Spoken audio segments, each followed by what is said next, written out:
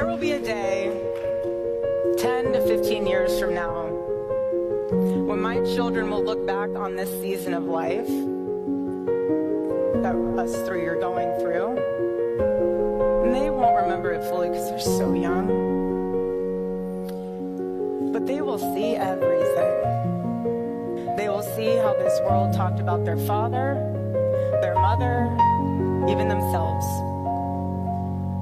They will be able to read every headline, every accusation, every lie.